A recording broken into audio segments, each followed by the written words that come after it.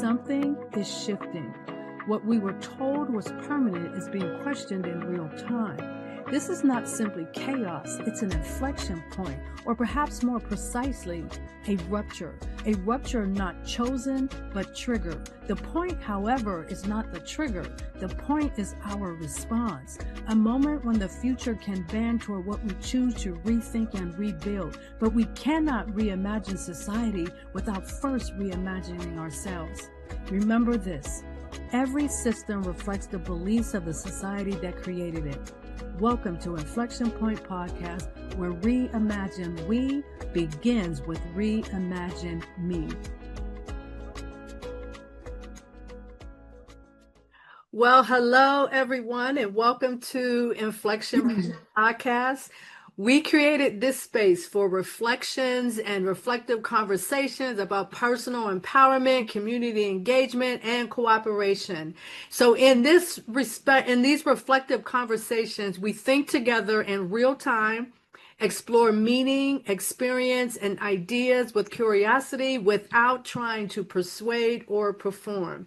Here, we don't just talk about the world. We examine the ways that we are being formed by the world and how together we can reimagine it. So I'm your host, Anita Russell, and this is Reimagine We. And here's a quick hello from our co-host, Gail Hunter. I still have Mavis on my mind. Hi, I'm Gail Hunter, and welcome to our program this evening. Excellent, excellent. So before we jump into this, the discussion for this episode, I'd like to give a quick shout out for Women's History Month. There's a woman that I've been following. Just very recently, I started following her on a regular basis. Her name is Sandra Bebu Boateng. She is a media entrepreneur, a global strategist, and a convener focused on the intersection of Africa, the African diaspora, and global power. Sandra is also the co-founder of Panagenius, a global media company and experiential environment that connects people, brands, and ideas through culture. She stands on a platform of power, promise, and path forward. So I see some alignment between the work that she's doing and the work that we're doing here. She does it on a much bigger and much global scale, and so her work informs my work in a lot of instances. So I just wanted to give that quick shout out to her. So let's get started on today's topic. Reimagine We is not just a philosophy. It's a brand, or not even a brand, or not even a framework. It represents an evolutionary process towards empowerment. Most empowerment models start with confidence. Reimagine We starts with awareness of inner formation. We recognize that people often try to change systems without understanding the psychological and moral architecture that created that system. So at Reimagine we treat empowerment as human development, not just about motivation or self-improvement. And that development always unfolds in stages. So what we are not is a political ideology. We are not a self-help motivation platform. We are not a social justice club. It is a worldview formation process. So Gail and I are going to walk through some conversation to kind of dig a little bit deeper into what in the world is this worldview formation cycle. And so our entire point here is to help our listeners understand that the worldview formation cycle is how we interpret reality. It's how we live in that reality, and how do we shape society. So I think of it like this. My words, actions, and behaviors are not random. They are sort of this downstream of inner worldview that has framed my thoughts, beliefs, and ideas. So my inner worldview kind of shapes how I interpret reality, how I value myself and others, and how I decide what is possible. So my inner worldview shows up in my words, my actions, and my behaviors. So Gail, you're shaking your head. Tell me, when you hear that, how does that resonate with you in terms of that connection between our words, actions, behaviors, and how it shows up in our words? I'm sorry, how it shows up, how we show up in the world, I should say. Well, I've always looked at it more, labeled as more as our beliefs, but it's the same thing. It's the beliefs that come from different places, different imprints that happen to us, and that create the worldview, or worldview, right? But our beliefs always will create our thoughts, which create our feelings, and that creates our behavior. And so I'm always connected to that process, and it is a process. So if we want to change anything in the present, we want to change a behavior or even a thought or feeling, we have to change that perception, that belief system, that worldview system, whatever that you want to reference it as, but it must be changed first. Excellent, excellent. It kind of lines up with the book that I had written, Cultivating Change from the Inside Out, because everything starts internally and then starts to flow out into the world. So one of the, and in that process, there's this idea that to a certain extent we are conditioned. We're conditioned by our environment. We're conditioned by all kinds of things that impact us. So we kind of start our life off absorbing narratives and absorbing those narratives as sources of formation, who we are, where do we come from, and what is it that matters in life. So we also experience shifts in our worldview as we experience life on a daily basis.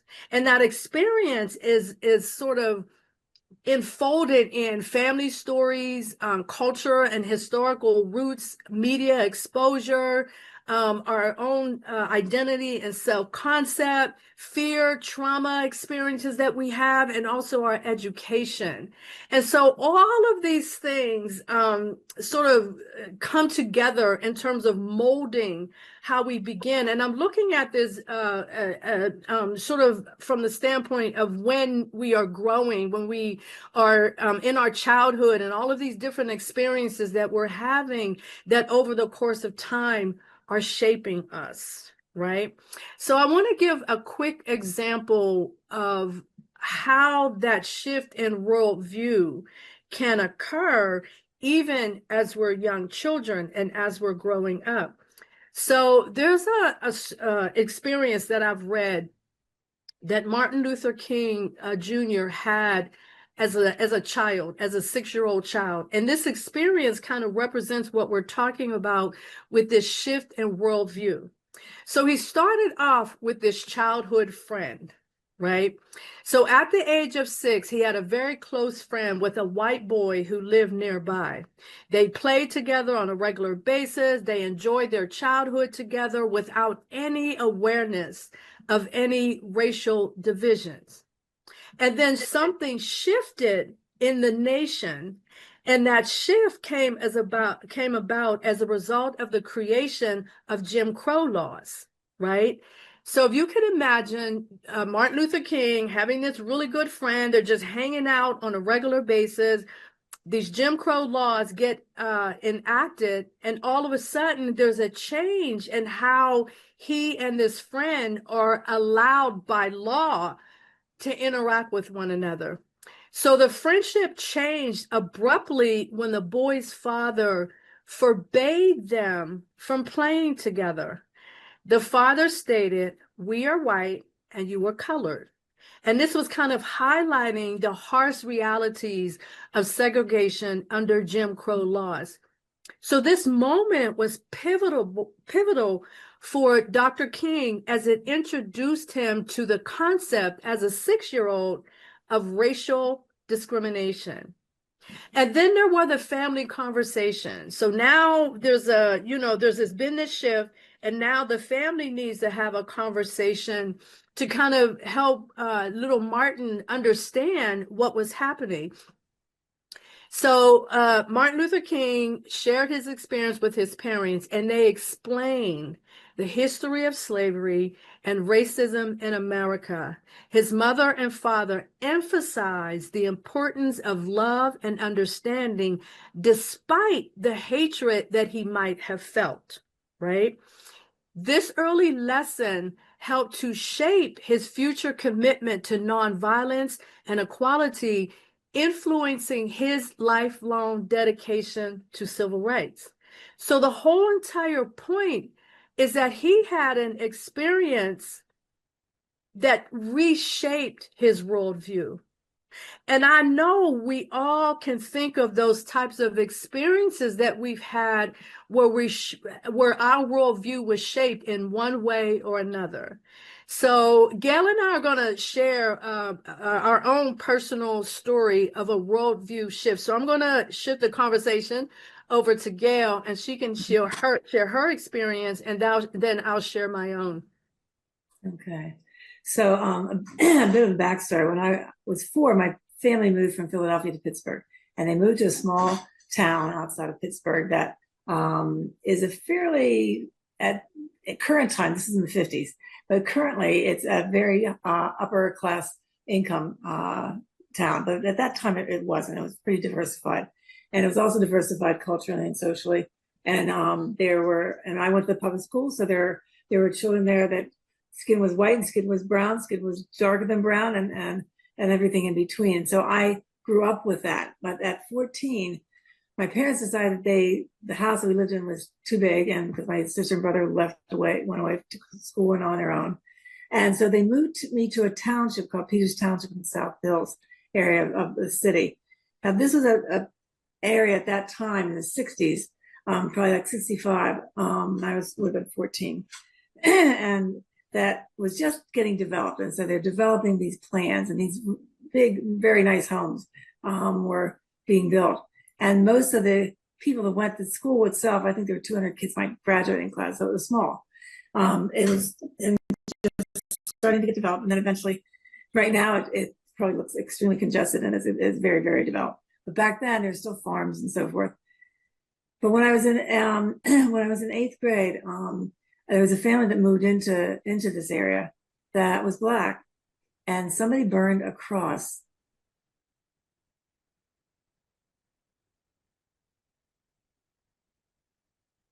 And nobody said anything to me about it. I was shocked. I was shocked. I was angry. I was probably scared. It didn't make sense. Why in the world would they do this? What was the height of the civil rights movement, right? And so this was a all white neighborhood, all white community. And somebody actually burned a cross, and nobody did anything. Nobody talked about it. I don't think they even found people that did it. And I can remember all of a sudden feeling very alone. Nobody felt the way that I did. I mean, I was really angry that this happened. I didn't understand. It didn't make sense to me. And so that caused me to feel very different than everybody else there. And it also awakened me to prejudice and to racism, that I really hadn't been exposed to before. I mean, when I was a child in the other town that we grew up in, there was a section in that town that there were a lot of Black people that lived there. And I can remember once my mother saying to me, the street was actually parallel to Main Street. And I had a long ways to walk home because I lived right on the border of that town. And said that she didn't want me walking that street. And I couldn't understand why, because it didn't make any sense. I liked actually the street. The houses were nice, people were friendly. And so I would walk down that street, and then I'd cut back over to the Main Street further down. Now these houses are selling for $500,000. So I want you to put that in perspective, right? So moving to this other town, and it was actually in Washington County, it was like a culture shock. And I felt the aloneness is probably the most significant thing that I felt. And the racism. I had nobody to talk to about it. My parents didn't want to talk about it. That was their MO, right? Just push it on the rug and don't look at it, don't talk about it. However, when I finally got out of high school there and I went to college, that was in 69, 70, my entire life changed. So not only did I became a hippie, but I demonstrated against the war, but I also demonstrated for the civil rights. And there's a Black Panther group that I went to, and I mean different things and we demonstrated for feminism and a variety of different things. And so finally I felt a place that I could be where other people shared my feelings and shared my thoughts. And I felt a connection there, which I think is important.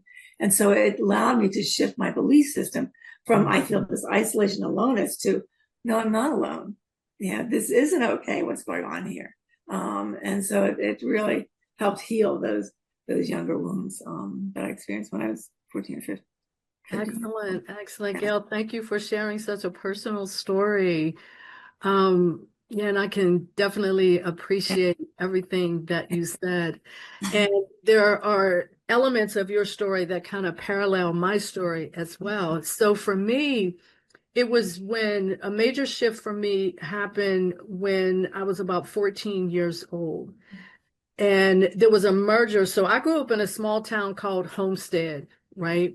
And there were three towns that were kind of all very, very close to one another. In some instances, you just go across the street and you're in the other town. But each one of those small towns had their own school district. So in leading up to 1972 and the birth of the Still Valley School District, so if you're familiar with the city of Pittsburgh, you probably have heard of the Still Valley School District. So I grew up in the Homestead School District from kindergarten up to eighth grade. And I loved my school. I loved the community that I lived in. I mean, kind of like some of what Gail was expressing. I love the fact that my teachers, I had teachers that lived in my neighborhood. The principal lived across the street from the school. And it just was a very, from my view anyway, as a kid, it was a nurturing environment. I had great friends and all of that.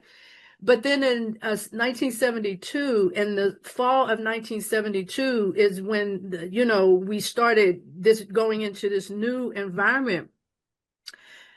And it was very tough. So this is sort of my desegregation story, right? Although that desegregation really did not help me in terms of my personal development as a kid and all of that. So I all of a sudden found myself from being in one educational environment, which to me was very nurturing, in this other educational environment where in my own environment, I just grew up as Anita. But then when I moved over to Still Valley, now I'm one of the Black kids, right? So there was a different way that my identity was even reconstructed, not by my own hands, but because I'm now in this environment. And in that environment, we had a lot of problems in that very first year. There were fights. I remember our towns being on lockdown, on curfew, and all of that. Like for the first time in my life, I couldn't walk around in my own town because of like threats. We had bomb threats. We're going to blow up the school because we don't want those Black kids in the school with our white kids. And all of that. I'm literally like 14 years old, right? And it was a very, very dramatic period of time for me. And the thing that shifted for me the most was the realization that there are people out there who hate me and will threaten me because of the color of my skin. And that realization also got embedded in how education is delivered under these types of circumstances.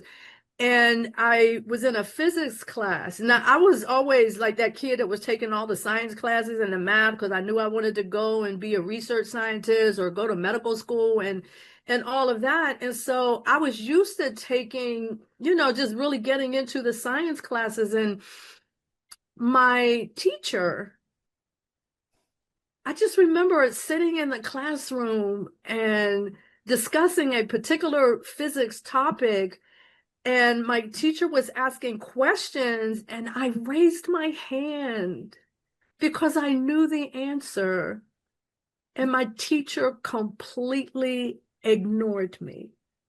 I had never had that experience before. So my shift came in recognizing the fact that even though I define myself as just Anita, I'm now in an environment where people are defining me along racial lines and racial terms, and the way that they're interacting with me is along racial lines. And so it was a very, very powerful moment for me in terms of shifting my worldview, because I walked away. Like one particular time there was a bomb threat and we were literally sitting out on the lawn, and I'm thinking to myself, people actually called in that they're going to blow up the school because I'm there, because my presence is there.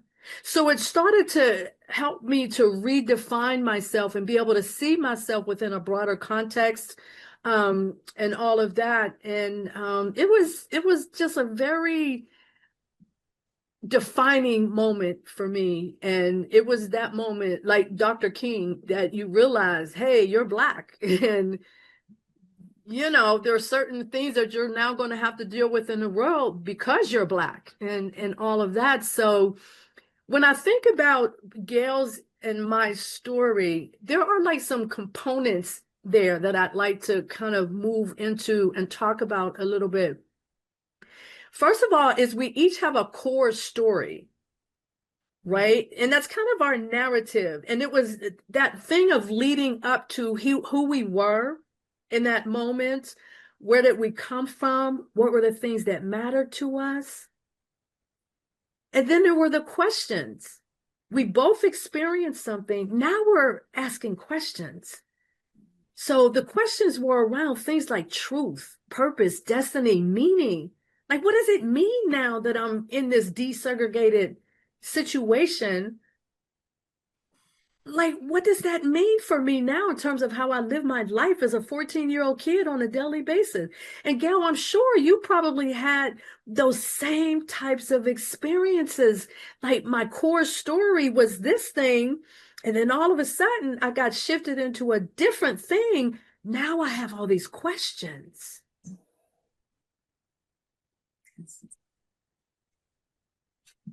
So Gail, what were some of the questions that you were asking? Well, I felt like an alien. I mean, I felt like there wasn't anybody I could really talk to, and so it was very. I felt very alone.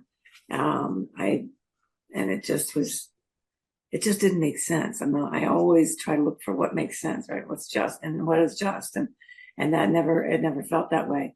Yet there was nobody there that was agreeing with me or it's not that they were overtly saying, yeah, I'm glad that they burned the cross, but there was silence. It was the passive kind of silence that was devastating, right? That can say something in the words of silence, right? Exactly.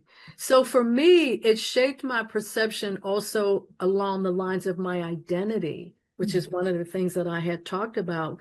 And it also, like when I was in Homestead School District, we had like a mixture. We had white kids, we had Black kids, we had Hispanic kids, and all of that. But then when we got into this different environment, it also created a gulf between the white kids that I had grown up with and had been friends with.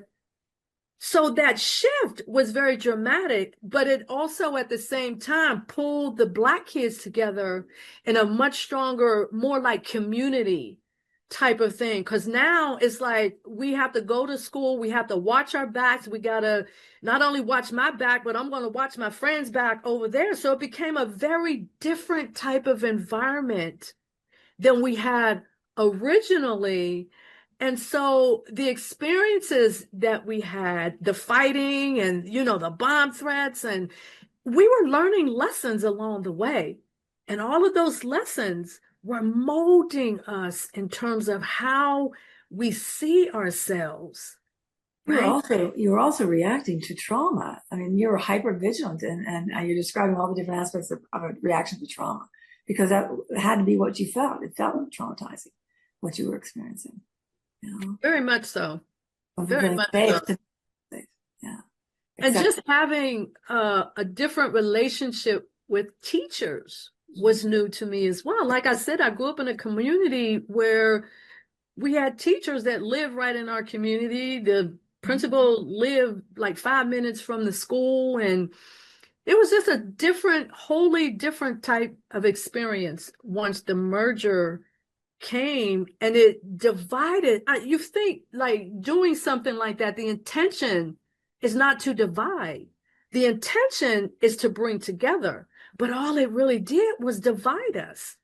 And not only was it in my class, but I had two brothers that were coming up behind me. So my class was that year in 1972, we were going from 8th grade into 9th grade. So we were the first year's crew of students that were experiencing this new type of environment. But I also had two brothers that were coming up behind me, and the experience was the same for them, probably even more dramatically so because they were Black males as well. And so just looking at and experience that kind of dynamic shift in the social and educational environment, it created a very different worldview for me. And how I started walking through the world became very different. Well, we are wired to feel safe, right? Where our brain is wired. That's what our whole nervous system is. And you just shifted from feeling safe to not feeling safe at all. That's major. And that's really a major shift in affecting your development. Exactly. And like I said, it continued over for years. As a matter of fact, there was I don't remember Jerry Dickinson, who was a law professor at the University of Pittsburgh, wrote an article 20 years later about the Still Valley merger. And in the article, what he revealed was it solved nothing. The original situation was, well, the Black kids aren't performing as well on the standardized test. I was an honor roll student. Standardized test didn't mean anything to me, and I wasn't the only one. But that was the narrative that was being created, is that we weren't doing as well on the standardized testing. And that, from that very rigid standpoint, maybe that was true. But there were so many other things that I had that were of value to me that would not show up on a standardized test. And they know those tests were biased. They weren't even right. Absolutely. The testing system was biased. Absolutely. And in his article, the main point of the article was that the conditions had not changed in terms of the racialized aspect of Still Valley had not changed. And so it was like one of those experiments where desegregation did not do what it was intended to do. So we're going to take a break right now. And when we come back, we're going to continue this conversation about the worldview of formation. And we're going to continue a little bit in this conversation that Gail and I are engaged in right now to close that out. And then we'll continue with some other things that we want to share with our audience. So we'll see you in a minute or so after the break.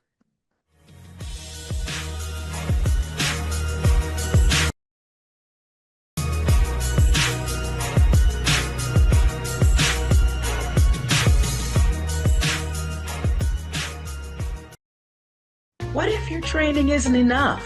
The Multicultural Mindset Podcast invites counselors and therapists to unlearn the one-size-fits-all approach. This isn't cultural competence. It's a way of being that brings racialized experiences from the margins to the very center of care. Let's stop pathologizing Black pain and start challenging the system that created the bias in the first place. Visit newseasons.training to subscribe.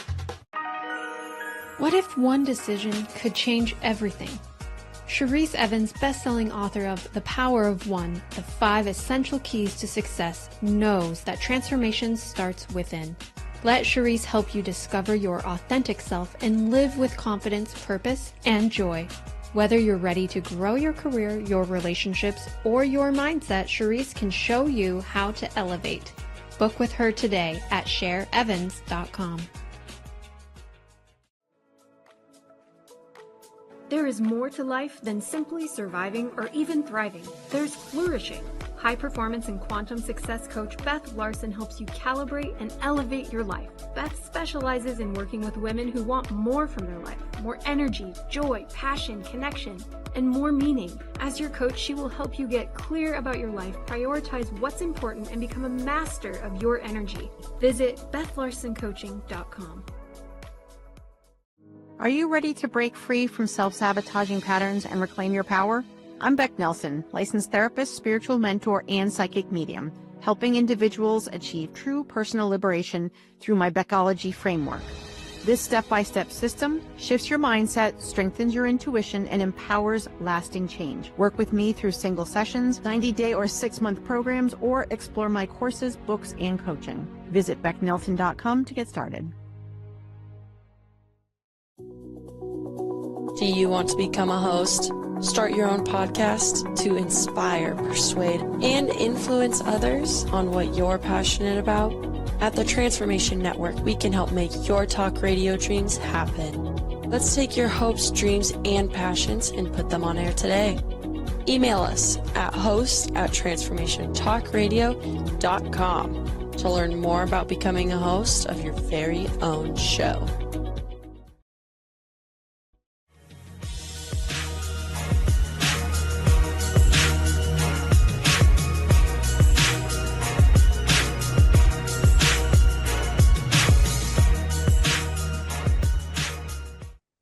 So welcome back to Inflection Point Podcast as we continue our discussion of empowerment and worldview formation through the lens of the Reimagine We model.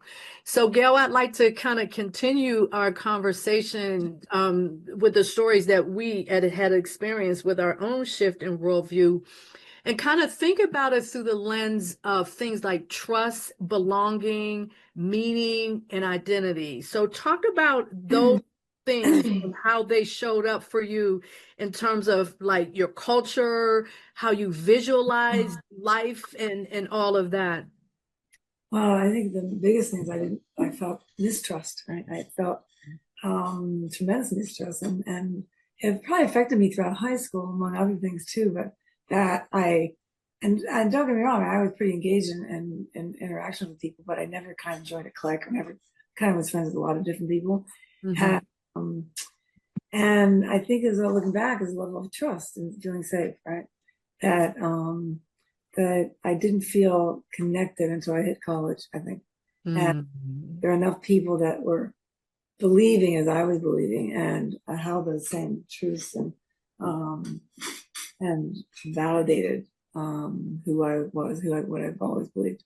And so at that point, then I did feel safer, and I did feel just a sense of trust and connection. That's really pretty amazing, compared to what I had experienced in high school. Yeah. Same here. That whole entire experience, it helped me to see myself in a very different kind of way. Because as I said earlier, I just saw myself as Anita until that happened. Right. But it also started to, so as a result of that, it helped me to get a lot more empowered in my identity as a Black person living in America and understanding what that actually means. Mm-hmm. So it started shaping some of the beliefs that I held, some of the values, identity. And one of the things for me, when I think about it from a family perspective, is that my mother was actually an activist. And so, I had that very personal experience, but then I also had this activist mother. And as we were going through a lot of the experiences with being in this new Steel Valley School District, I would talk to my mom and I'd say, Mommy, I think I want to walk out. And we were planning a walkout. I think I want to walk out. My major thing was not so much that I would get in trouble at the school. I just didn't want to get in trouble with my mother. Right. And I remember in that conversation, one of the things that she said to me is that it comes a time when in everybody's life where they have to make a choice of what it is they're willing to stand up for or what are they willing to fight for. So if you walk out of school and you get suspended, what she was essentially saying is that I got your back. Yeah. And so we had those types of experiences where we walked out of school, and it just really, again, it really shaped how I saw myself as a Black person, and it deepened my identity in terms of how I saw myself as a Black person, particularly because I just didn't understand, like in the summertime, before I came to Still Valley, I was this kid, just this kid growing up in Homestead. When I got to Still Valley, I was still that kid who was growing up in Homestead. So it wasn't me that shifted. It was the environment that I was in. It was the people that I was now connected to. And though that started me thinking in a very different kind of way. And to your point, one of the things that Gail and I have in common is that we both went to the University of Pittsburgh, not at the same time, but I can appreciate what you're saying when you say when you get to college and being in that college environment, now you're seeing people that align with who you are, people that you can identify with and all of that. And that was definitely my experience. And also at that time, because there were so many other things that were kind of going on at that time period. The university was changing. They was just starting to introduce the Black Studies department. And we had, Dr. Curtis Porter and the Black consciousness classes and all of that. So I oftentimes look at my college years, not just simply in terms of my intellectual development and, going to classes and studying and all of that, but also my identity really got shaped to a great deal when I was in college. And again, with my mom being an activist, so I had that in me. And so when we're at college and we're protesting because they want to fire the Black professor and all of that, it was not even an issue for me to raise up my hand. And so I can see over the course of time how my identity became very different, right? And you start kind of looking at things within the context of society, the larger society, community, justice, conflict, cohesion, standing up, all of those things that for me were rooted in the fact that I had that desegregation experience. Right. Yeah. And so I would think that would have felt like some form of trauma. And what I experienced was a very quiet, passive kind, right? Because my parents had racist beliefs that were generationally there, but they were very quiet and respectful about it, right? I have an older sister that was not, but my parents were. And so, but that left me not being able to really talk to them. So I didn't feel that. And I wouldn't talk to my older sister. She was so overtly racist. So there was the aloneness, and it just was amazing going to school and finally feeling the connection with people, of different colored people that were of similar beliefs that what I had. And it solidified my connection to myself. Absolutely. Yeah. Absolutely. And I think one of the things that's amazing about this conversation that we're having is that I'm a Black woman and you're a white woman, and we can sit down and share those types of experiences that shaped us and look at what are some of those things that are in common in terms of the way that we got shaped. So that's something that I really appreciate. And I think if there were more people who were able to have these types of conversations across the the goal, right? Yes. Yeah. Yeah, that's exactly it could potentially make such a big difference. It really would. That is exactly what needs to happen, is that people need to listen and have a conversation. And where they say anything, they need to hear what the other person's saying and let them know what they hear. They understand. Yes. Communication. So one of the things I want our audience to walk away with is this idea that worldview is like this invisible architecture that produces your identity, right? And some of the things that we talked about, these internal things, these external things, and all of that, but they all have the potential to contribute to who you are evolving into. as you're growing up. And even like once you are a grown up, you still, so, I look at worldview formation as this cycle, right? And so you kind of like go through some of the things that we just talked about.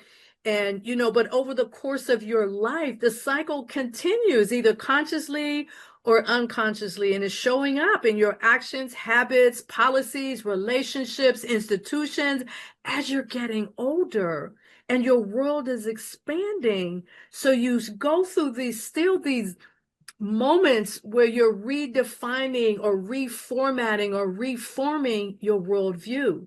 So your worldview is not simply what you say you believe. It's also what your life consistently assumes is true about reality, people, power, and purpose. So when I went to Still Valley, people assumed things about me to be true because I was a Black kid, right? And so it's also reflected in how do you show up? Like, especially now, having all of these experiences, and I'm like 69 years old almost. I will be 69 years old my birthday.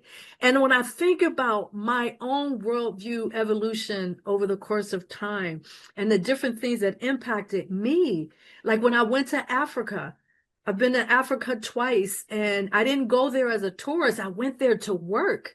I went there to help people. I went there to be with people, to kind of and it gave me a stronger sense of my own identity being on African soil. And so I challenge our audience to kind of think about these types of questions. Who do you show up as?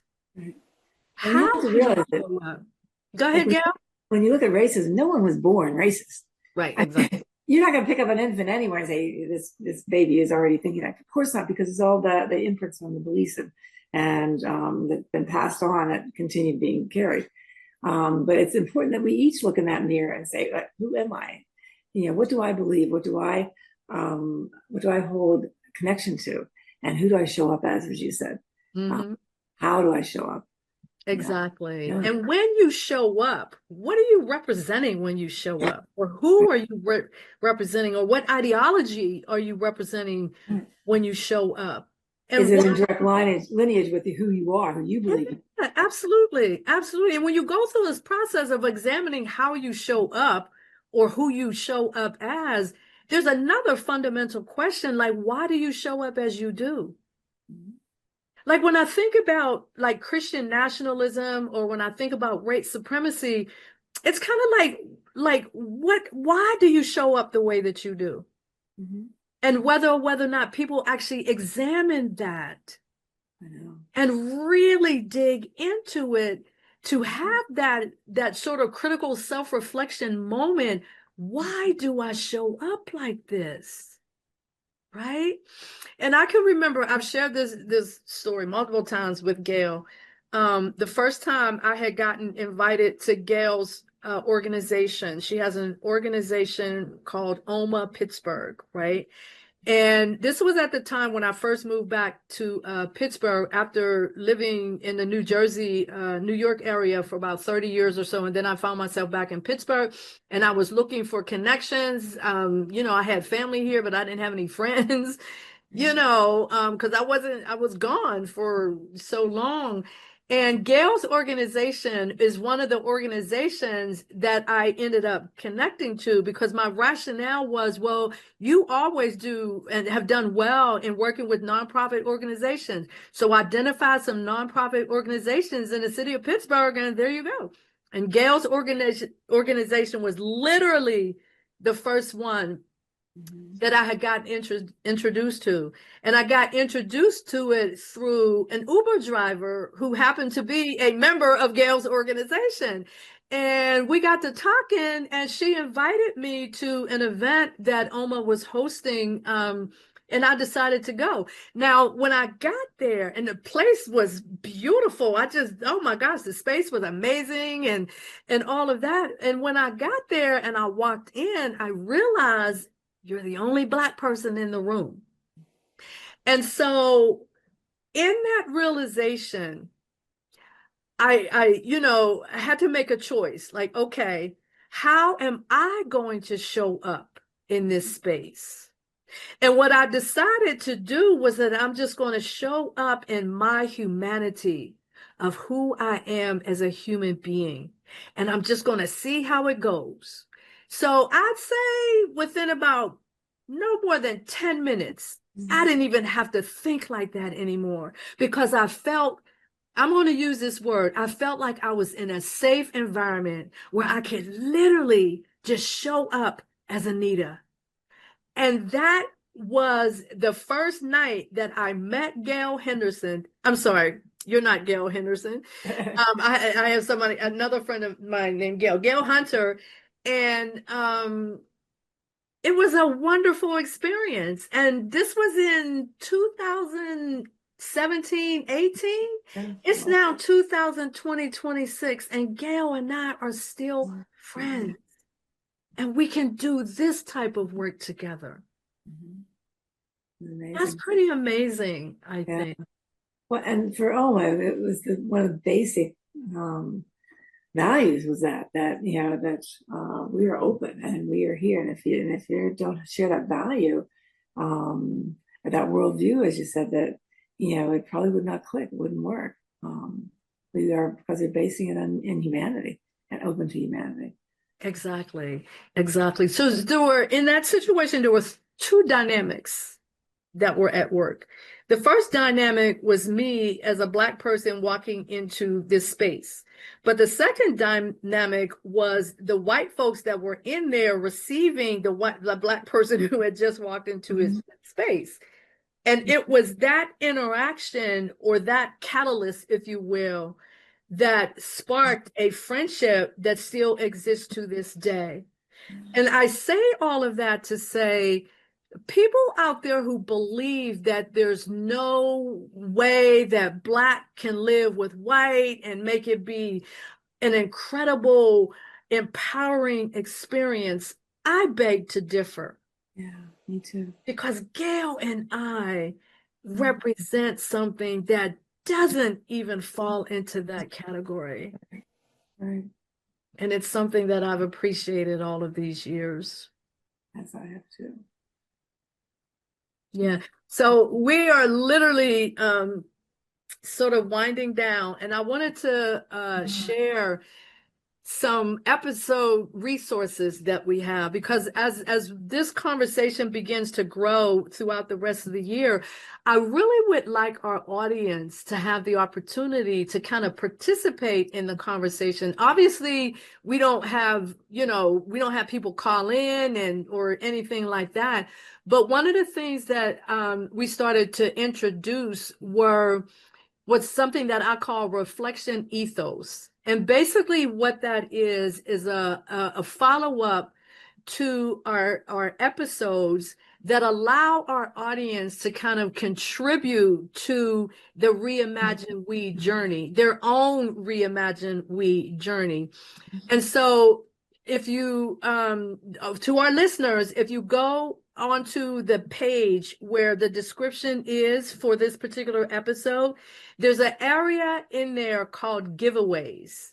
And those giveaways are where we have resources that are there. And so a lot of times if we mention something here, if we mention, or if we have a guest, we'll have information on the guest. So I just want our audience to understand that we're working towards making it possible for you to interact with us, because I really want to know what people are thinking as they receive this information, and as we talk more and more about this worldview creation, or this worldview formation cycle that we all go through, right? And so that's the first one. It's what I call reflection ethos. And as I mentioned, it's a follow-up to each episode. We will have that, and then people can kind of answer and share. I mean, you share those, you answer the questions yourself, but then you can also come back onto our Inflection Point podcast site and share your comments. What were some of the things that maybe went off for you? What was a light bulb for you? Or what may have triggered a memory in you in terms of what your own shift in your worldview may have looked like as you were coming along in your life. So that's number one. And then the second one is an invitation to a complimentary 3-hour midweek intensive. And this is happening on Thursday, March 26th from 6 to 9 p.m. And this will be a Zoom session. And it's based on the 6 keys to nurture, grow, and empower your life, which is connected directly to cultivating change from the inside out. All of the conversation that we're having about how you have to be willing to examine your inner environment in order to figure out, how am I showing up in the world? How are people receiving me? How am I receiving other people? And this essentially is a prelude to a 12-month Reimagine We Empowerment Lab that I will be launching in the spring of 2026. The space is limited to 20 participants, so please get on there so that you can get your spot and get registered. And then lastly, I'd like to mention the work of Sandra Baby Bonte that I had mentioned earlier, and her program is called Panagenius. So I really want you to kind of go and pay attention to what she's doing. A lot of the work that she does actually informs the work that I do. And I'm very grateful to have that as a resource. So those are just some of the resources. These are some of the ways that we want to start interacting more with our audience and getting feedback and all of that. So Gail, we're getting close. We have about 7 more minutes left to go. So your comments about this particular episode or going forward? No, it's exciting. I think that no matter how old we are, we all have the ability to change and to grow, right? And so, but we have to look within ourselves first to be able to find what that is and what our beliefs really are, in order to shift them and change them. And it's a process, and it's an incredibly valuable process, because when one person grows, it affects everybody around them. And so if we, as a collective humanity, we all have the capacity to create a shift and a difference. Exactly. And I think one of the really important aspects of the whole Reimagine We platform is that it's not us telling people or directing people, this is what you should do, this is how you should think, this is what you should think, and all of that. It's really an exploration into yourself, Right. and really getting an understanding of who you are. How do you walk through the world? How do people respond to you when you walk through the world, and all of that? And so this whole idea of worldview is the theme for this year. And so we'll be spending a lot of time talking about worldview, but not just Gail and I talking about amongst ourselves.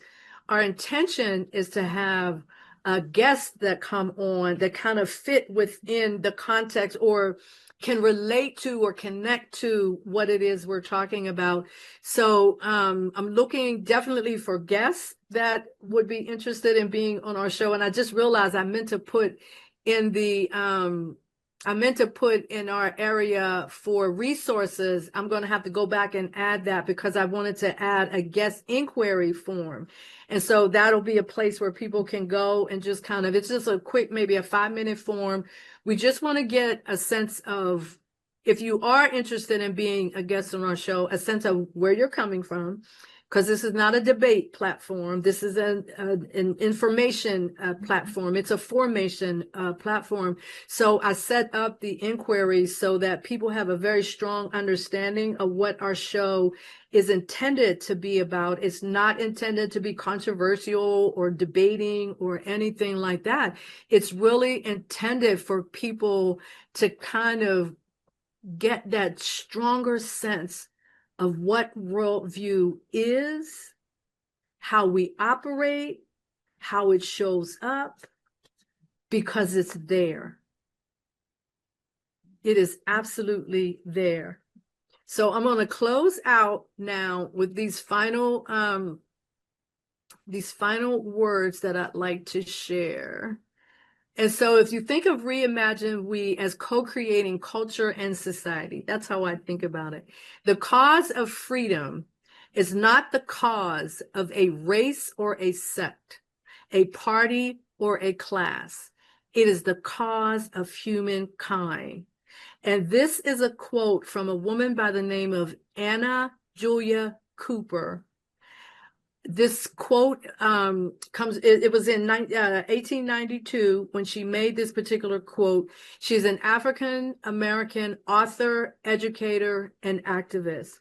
And so the bottom line is, worldviews don't just shape how we see the world.